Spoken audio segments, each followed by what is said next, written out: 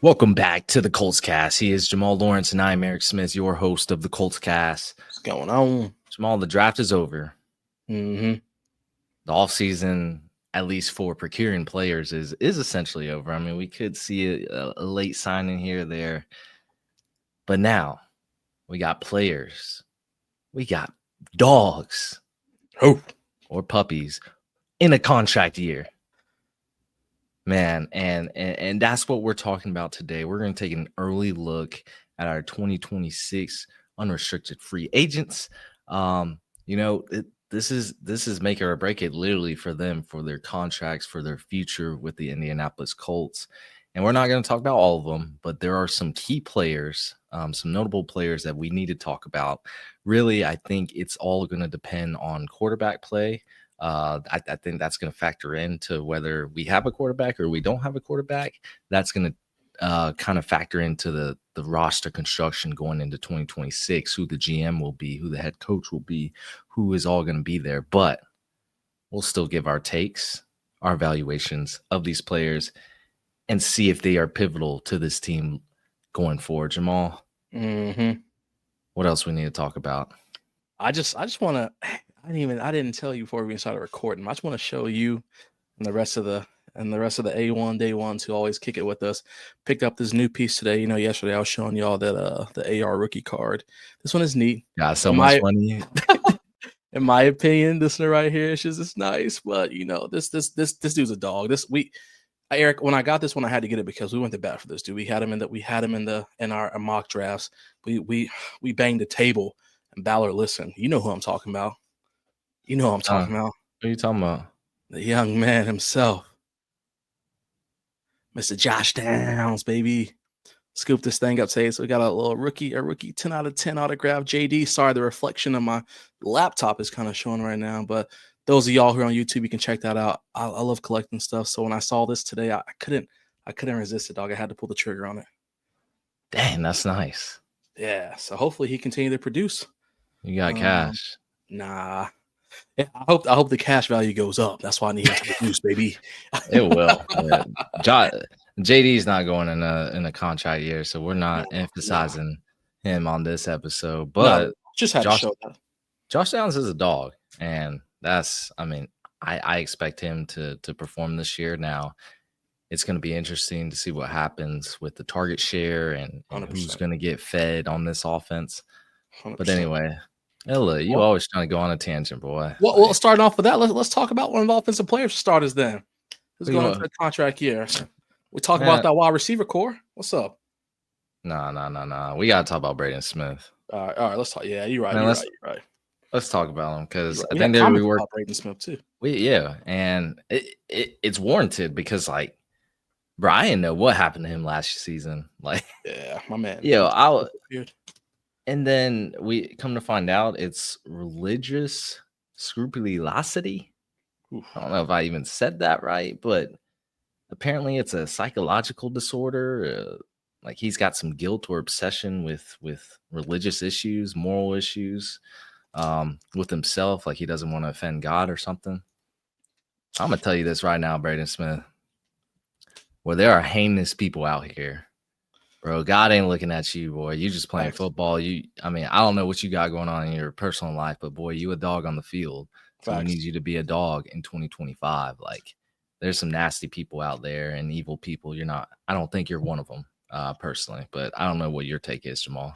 I don't think he is either. I've seen so many countless interviews, and I believe it was even on the trenches, before that kind of went off the air this year, and obviously with the departure of EJ Speed, so we don't expect it to be back. But they even talked about how much Braden Smith has pushed the team into religion, and not so much in a negative way, but Braden Smith was the one leading, the sermons and the conversations, and K-Mo talks about how he stepped his religious game up, and same with Zaire, and same with Speed. So he's a presence in that locker room when it comes to religion for them and keeping the spirituality there for them. So to see somebody like him, who they say was always the first person to take a prayer, pray for you, whatever the case is, to see him down and out like that. I know he even had an interview where he talked about not even wanting to tell his wife, about how he felt about wanting to harm himself and so on and so forth. That's a crazy thing to hear. because that's somebody who, like I said, who from what I heard has been the forefront of that on this team and in this organization. So definitely bad to hear. But like you mentioned, Eric, there are a lot of people out here in this world doing heinous things, and for him to feel like he has to be in that spot, it's not a good look. But we know he's going to bounce back from it. I think he will too. He definitely was there physically, wasn't there mentally. He's one of those players. I guess I'll end it with this. He's one of those players. I mean, he's 29. So, like, look, are we pretenders? Are we contenders in 2026? That's really what it's going to be. I think if we're contenders, you keep Braden Smith because he's an above average right tackle. If we're pretenders, maybe he finds another home like Ryan Kelly did. That's how I feel the Colts will try to attack that. No doubt. Man, Quitty Pay. Get him out of here. Okay, talk to him. Listen, Quitty has put up some numbers. I think last year he had 8.5 or 9.5 sacks. You can correct me if I'm wrong. I can't remember the exact number off the top of my head. I did not look before we started this. I think it was 8. Yeah. Listen, man, when we got Quitty out of Michigan, everybody thought it was going to be Quitty Pay or die. Like, it was going to be this crazy thing. And I mean, and like he's had, in my humble opinion, he's had that Yannick Ngakoue effect where like his numbers have been, well, when he wasn't injured. When he was injured, of course, he wasn't on the field. And Eric says it best, week in and week out, availability is the best ability. So when he wasn't there, obviously we felt that. But when he was there, he started doing a little bit of something. But I just don't feel like he's been as pertinent in this role as what we need.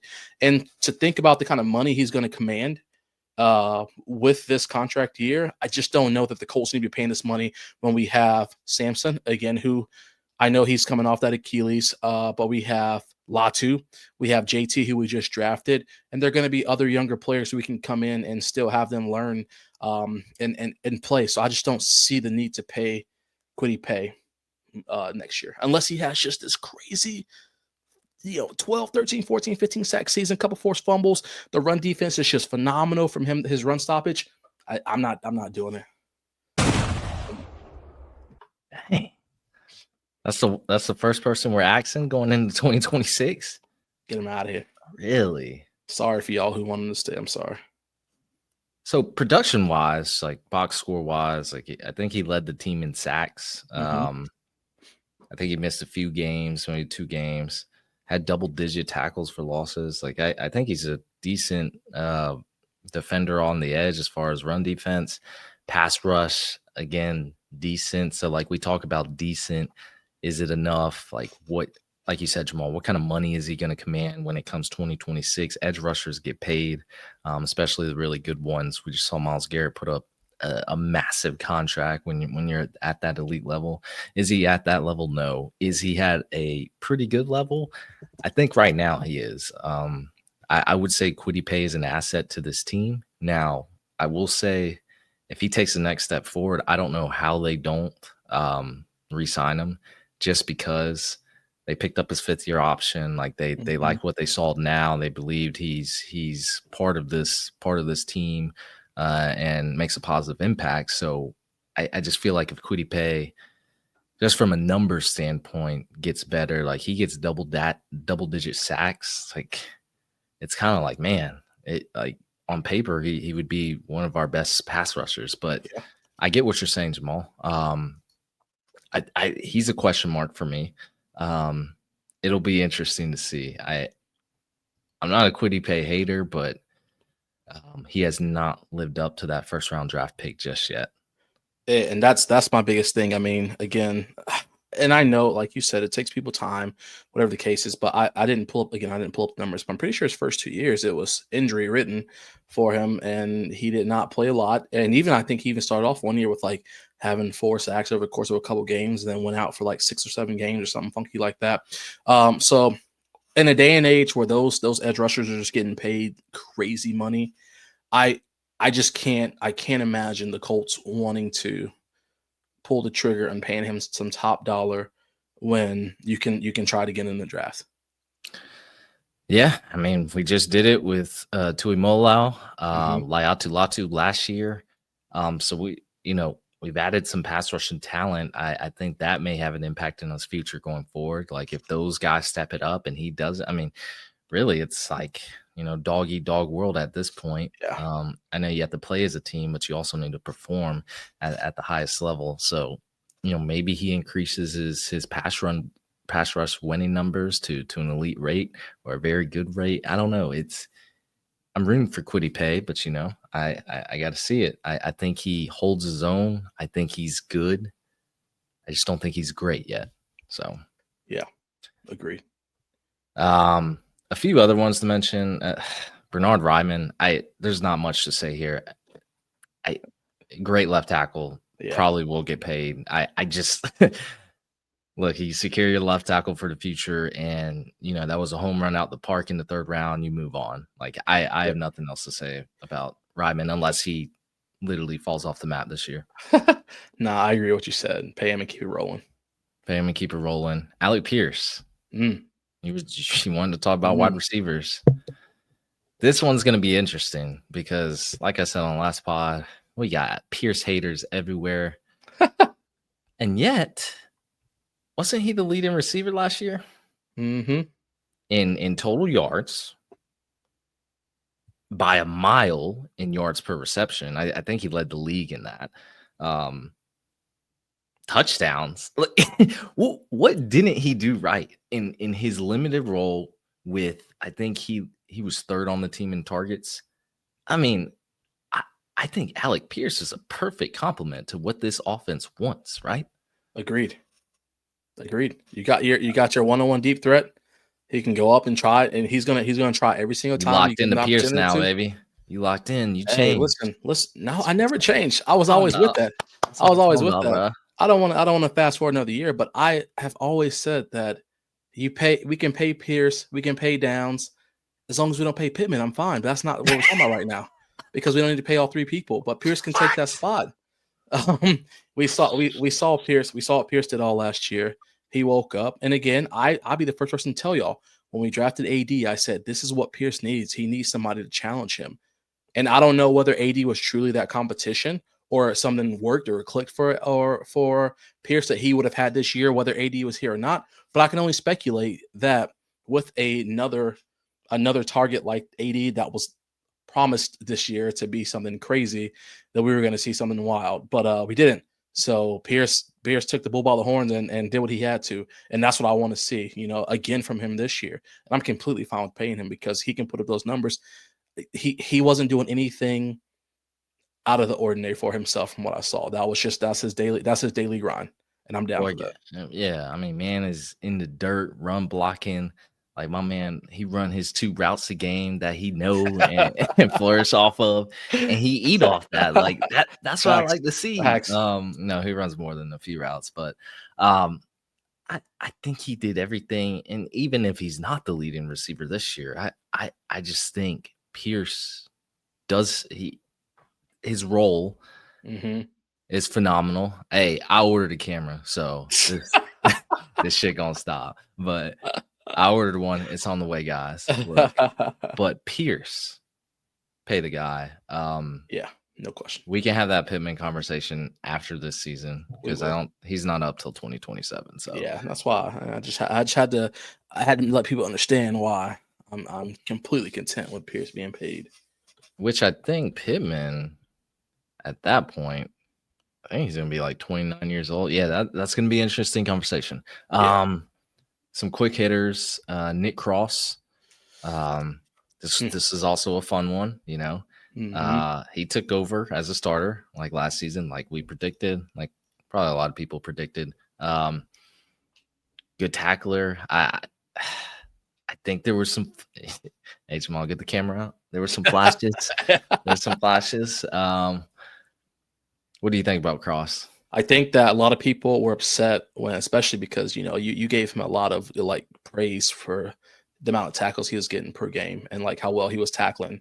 And people were upset saying how he shouldn't be the one making all those tackles, which I do agree with. But he shouldn't be. But that just showed me right there. My man was ready for action. He's ready for war. I think in the box a lot. Like people don't understand that. I mean, yeah, the safety is the last line of defense, but like the way Nick Cross was moved around as a strong safety, like Yeah. But So he did what I wanted. He did what we all needed. if What we he ain't needed. make the tackles, It was over. our opponent's points per game would have been even higher because Exactly. boy would have been cooked. I mean, the team Exactly. would have been cooked. So Nick Cross, it'll be interesting to see. Safeties, I think, are one of the harder positions to evaluate. But let's see. Jelani Woods. You tell him how you feel about that. I already said. Yeah, you want to keep him. Go ahead and resign him to Hold a on. little 4-year, 40 mil. Give him a little 10 spot a year. That's what you want. How many Just, games has Jelani Woods just, played? just so he can continue to warm left bench. Yeah, go ahead. So He be in them promo videos though. how many games did he play in 2022? I guess he played. The Falcons game. I'm pretty sure where he caught the touchdown. No, I think he played the majority of Nah, his he rookie played. He's played season, a right? couple. Yeah, he played a couple games. Yeah. 2023 disappeared, got Yeah. hurt. 2024 disappeared. 2 years away from football. I've seen this song and dance before. I've seen this movie. It's usually not like a grand old comeback, right? Like we're not seeing this guy come back, especially after we just drafted Tyler Warren. No, yeah. Not seeing. I mean, maybe he plays a depth role if he's fully healthy, but you got other guys competing as well. It's not just Jelani Woods. You got Mo Ali Cox. I mean, I think he just got signed to a 1 or 2 year deal. Yeah. You got Drew Ogletree still. I mean, there's still depth slots to be filled. Jelani Woods, boy, like he ain't playing. What Shannon say? Cancun on 3. Yeah. Yeah, send his ass to the CFL. I am done with the Jelani Woods hype, boy. I mean, let's call a spade, Jamal. Like, we got to keep it a buck on this pod because you know everybody, half the other pods aren't going to do it. No. What's Jelani Woods' feature then? Not here. I don't know. It's just, I mean, again, we can't have 7 people on our roster. We got rid of Granson. We can get rid of Woods, and we can keep it rolling with Mallory, Ogletree, Mack, and Warren. Yep. Oh, FedEx is hiring down the street. Let's see. Daniel Jones. Daniel Jones. That one's also he's here to be a backup, right? But he's here to compete for a starting role. I know Daniel Jones wants to be a starter again in the future. He wants to have that resurgence. So if Anthony Richardson fails, I guess he could be a future starter for us, but that's not what I'm really predicting. Thoughts? I wonder, just like I wonder, out of full seriousness, if Richardson, when Richardson wins QB1 this year, if the Colts decide to retain Jones next year, if he wants to, right? If he wants to, does he stay because he thinks that maybe Richardson did enough to win the job for 1 year, and maybe Richardson gets lackluster, or does he just say, this looks like it's Richardson's job from here moving forward. I'm ready to move on in life and try to find my next spot. I don't know.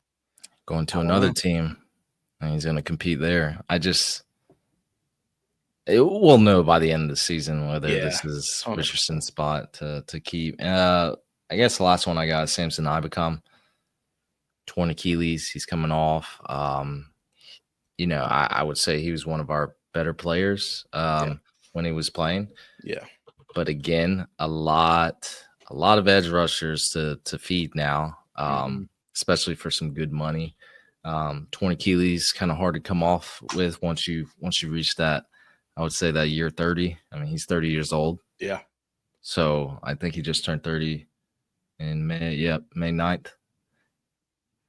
It'll be interesting. I want him to play well, but man, he was good in 2023. I'll tell you that. He was phenomenal. I think it's really going to come down to, like you said, what's the money going to look like? Is he going to be willing to take a pay cut for the better good of the team, or is he at that point in his career where he's trying to chase every dollar he can because he knows he's on the back half of it? I think that someone like him would benefit from, and I say pay cut, but just not taking as large of a contract as he would. So not even taking an actual pay cut. I think he would benefit from taking route A and remaining with the Colts. But I can't fault a player either way. But that's also what the Colts' future looks like. So again, kind of in that Braden Smith pinhole where, right. Look, you're 30. If we're not contending now, it might be best that we start fresh somewhere else, because we're not going to pay you top dollar here or great dollar here, because we're not just going to give out money right now because new GM in town, yada yada. That's what I'm predicting. But that's true. Yeah. Give me a 13 sack season. What's up? No, I'm just kidding. We'll see. That'd be impressive. It would be great if at least one player could get into double-digit sacks this season. Yeah. The sack totals were not there compared to 2021. Or I'm sorry, not 2021, 2023. I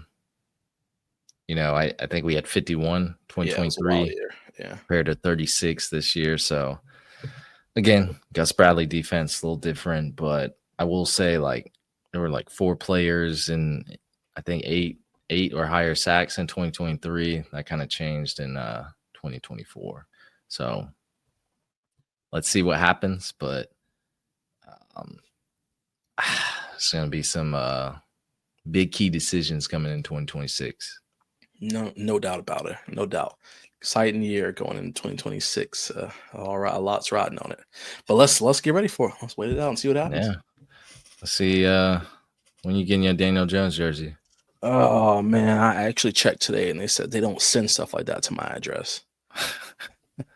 Oh yeah, you live in the Hamptons. That's all I got, Jamal. What else you got? That's it. If you're still with us, ladies and gentlemen, please let us know what your thoughts is in the comments.